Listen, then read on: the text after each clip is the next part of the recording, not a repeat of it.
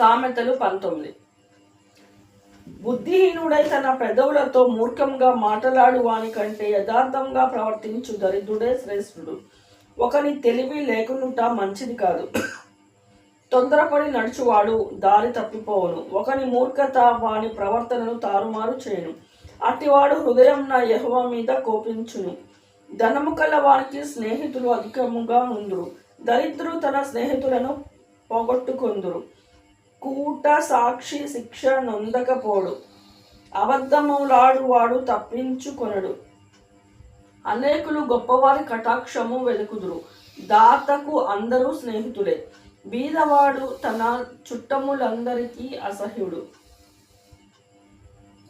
అట్టివానికి స్నేహితులు తమ దూరస్తులగుదురు. వాడు నిరర్ధకమైన మాటలు వెంటాడువాడు. బుద్ధి సంపాదించుకొనువాడు తన ప్రాణంనకు ఉపకారి.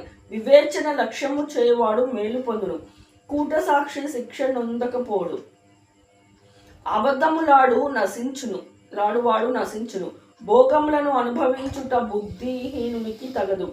రాజుల నేలుట దాసునికి బొత్తిగా తగదు. ఒకరి సుబుద్ధి వానికి దీర్ఘశాంతమునిచ్చును.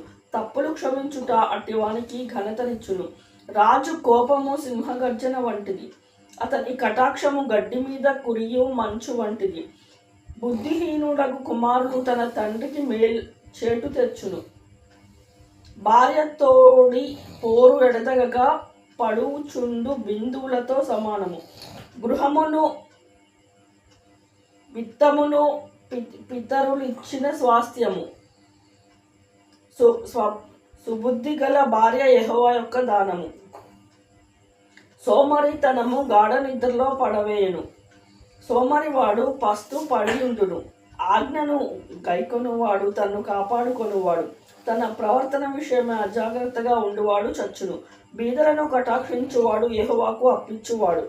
వాని ఉపకారమునకు ఆయన ప్రత్యుపకారము చేయును. బుద్ధి వచ్చునని నీ కుమారుని శిక్షింపుము. అయితే వాడు చావాలనని కోరవద్దు. మహాకోపియగువాడు దండన తప్పించుకొనడు. వాణ్ణి తప్పించినను వాడు మరలా కోపించుచునే ఉండును. నీవు ముందుకు జ్ఞాని వగుటకై ఆలోచన విని ఉపదేశమును అంగీకరించుము.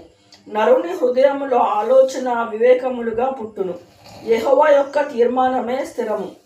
కృపచూపుట నరుని పరులకు ప్రియునిగా చేయును. అబద్ధికుని కంటే దరిద్రులే మేలు. యెహోవా యందు భయభక్తులు కలిగియుట జీవ సాధనము. అది కలిగిన వాడు తృప్తుడై అపాయము లేకుండా బ్రతుకును. సోమరి పాత్రలో చెయ్యి ముంచునే కాని తన నోటిని దాని తిరిగి ఎత్తైనను ఎత్తడు.